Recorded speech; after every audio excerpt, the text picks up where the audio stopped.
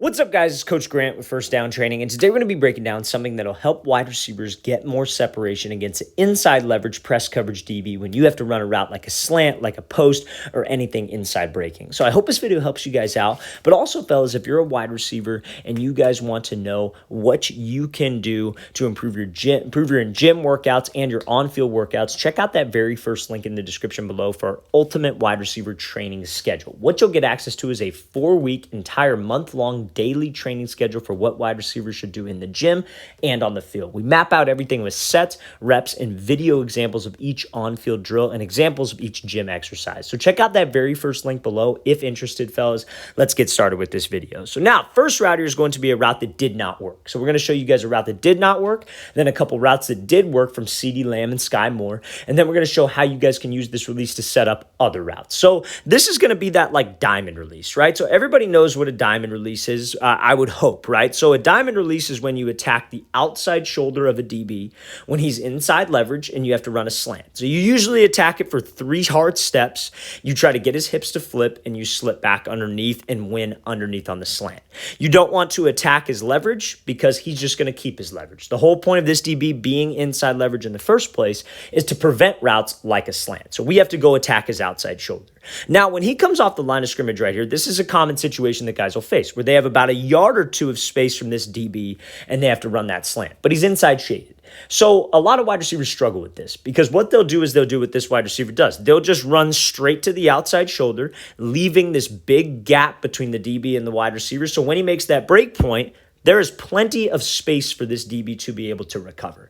He needs to be in a much tighter position, almost hip to hip with this DB when he makes this cut. Because at the end of the day, you're still running a slant route, right? You're still taking the outside stem. You're still running a slant. You have to get to, let's say, right here. But you're all the way over here with a big gap between you and the DB. Who do you think is going to have an easier time getting to that finish line, if you will, where the quarterback expects you to go? The DB, because you didn't make it a sharp enough cut for him. You made it way too easy for him to recover because we did not close the space, right? So what should this receiver what should he have done here? What could have made this better? Is when he comes off the line, he needs to get into the cushion of this DB. Let's attack his leverage. Let's try to step on his toes. So when I do decide to go to the diamond release, I am hip to hip with him, because that is what will make him open up a little bit faster and be uncomfortable with the fade route. But when you guys just take off and run to the outside and there's a big gap between the two of you, he's okay with that. He's not threatened by the fade because there's no threat of you restacking on this. You're just running to the outside, so that's fine. That's exactly where he wants you to go. When he's inside leverage, what did we say? What's he trying to prevent?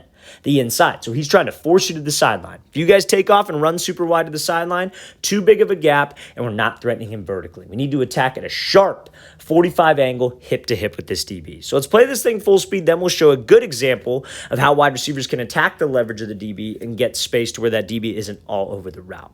So again, same idea. This is Sky Moore right here. We got about like 2 to 3 yards of space inside leverage. So what he does off the line is he kind of hesitates at the DB, closes space with him, number one, and then bursts to the outside, not leaving as much of a gap. So let's play at full speed. So he comes off, he hesitates at him, closes the space, and then he's able to make a very sharp cut and get separation from this DB. When he makes that break point off the 3rd step, there is not a big gap between the two of them. He has the advantage of getting to the finish line rather than the DB does, simply because of what he did at the very beginning of this. He gave this little hesitation, then he went into the diamond 3 steps.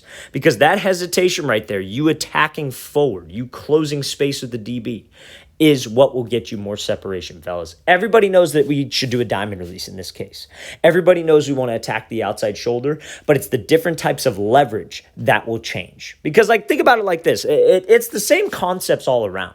Just because a DB is playing at a certain depth doesn't mean it changes what he's trying to accomplish with the coverage, right? So like, let's say he's right up in your face inside leverage. He's still trying to prevent the slant. He doesn't want to give up the inside route. He's just up and pressed, and he's probably going to get hands.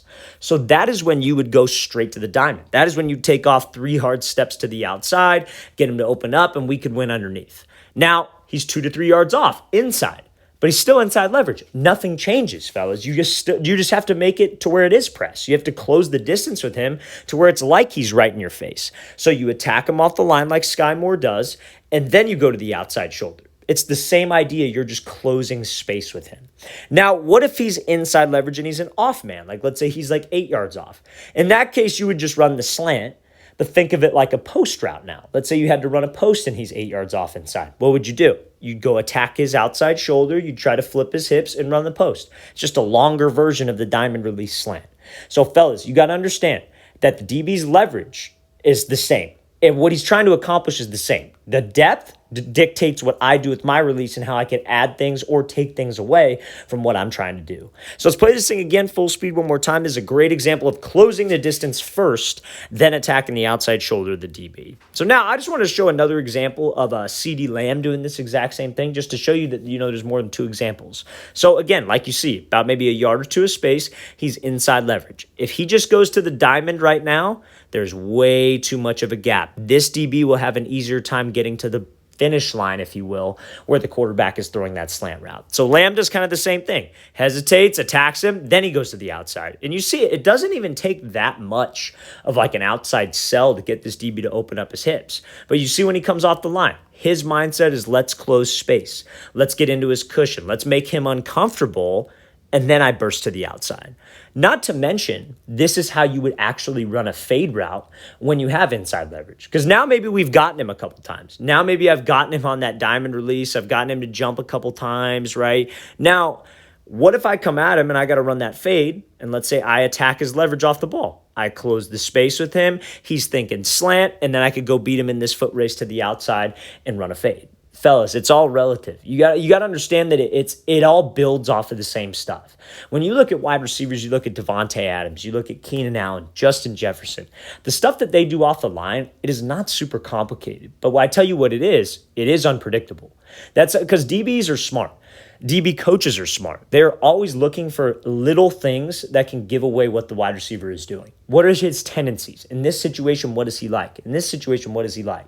Now, if you're in an offense where you run a lot of fades and you run a lot of slants, you can pair those releases together on every single snap. You can do something that's similar every single time that you have that play called. It's just about making it look the same. Force the DB to have to rely on his technique. And when he has to rely on his technique and being disciplined with his eyes and having to step in the right spot, that's when we can win. Let's play this thing again, full speed one more time, and we'll show one more example of how you guys can use this to kind of build off of what you are doing. So you see how Sky Moore on this one, same release, same game, same DB that we were looking at. He does this attack leverage move, and then he bursts off to the fade. So again, another example just proving the point of pairing your releases together with the exact same wide receiver that we were showing earlier.